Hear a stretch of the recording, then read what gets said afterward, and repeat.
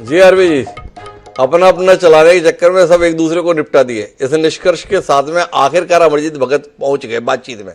पहले पूछते रहे, समझ नहीं आ रहा, क्यों समर्थन नहीं मिल रहा, पर आखिरी में नतीजे पे पहुंचे। हम ही एक दूसरे को निपटाने में लग गए थे, इसलिए सभी निपट गए। क्या जी आरबी जी? जी फोन कट गया था सर, फिर से एक बार सवाल दोहराएंगे अपना। अरे इतना मुश्किल सवाल थोड़ी था कि आपको फोन काट देना पड़ता। सवाल बहुत मैंने आसान नहीं कहा था सर।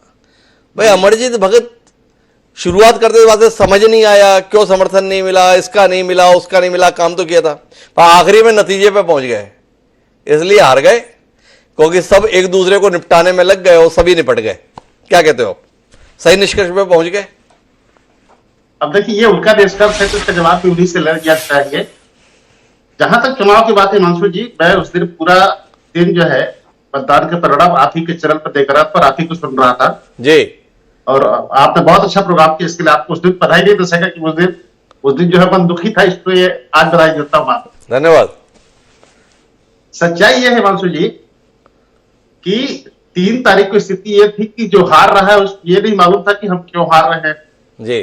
और जो जीत रहा है उसको ये पता नहीं था कि हम क्यों जीत रहे हैं जी। आज भले भारतीय जनता पार्टी के मित्र बोलेंगे कि हमारी चाणक्य नीति थी, हमारी दूरदृष्टि थी, हमारा माइक्रो मैनेजमेंट था। अगर सब कुछ ऐसा ही था और सब कुछ आपको पहले से पता था तो आपके तीनों प्रदेश के प्रभारी उसमें दिल्ली में क्या कर रहे थे? जी। हमारे तो सारे प्रदेश प्रभारी यही बैठे थे जी। तो अगर जीत का यकीन आपको इतना ही ज्यादा था तो आपका भी प्रदेश प्रभारी यही होना चाहिए थे। जी।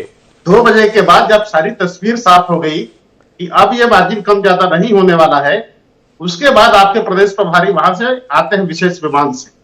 तो ये बताता है कि भारतीय जनता पार्टी भी अपनी जीत को लेकर आश्वस्त नहीं थी और हम भी अपनी जीत को लेकर आश्वस्त है और हार नहीं होगी ये तय था। लेकिन धीरे धीरे जैसे जैसे समय छंटता जा रहा है हिमांशु जी, पार्टी अपने निष्कर्ष पर जब बैठक होगी तब पहुंचेगी। लेकिन मैं 2 दिनों में जो अपने निष्कर्ष पर पहुंचा हूं तो मैंने ये पाया है कि 53 लाख महिलाओं से इन्होंने महतारी वंदन योजना के नाम पर फार्म भरवाया और यह बताया गया कि आपको 12,000 रुपए मुफ्त मिलेंगे और कुछ जगहों पर तो इन्होंने 1,000 रुपए हाथ में पकड़ा भी दिया, इस महीने का पैसा ये लीजिए। ये संख्या है 53 लाख, 53 lakhs जी। फिर इनके मैनिफेस्टो का आप उठा के देखिए, इन्होंने कहा था कि प्रधानमंत्री आवास योजना के 18 लाख मकान हम बनाएंगे। तो उस 18 लाख मकानों के बदले में इन्होंने 8 लाख फार्म भरवाए, यानी 53 और 8 ये मिलाकर होता 61 लाख।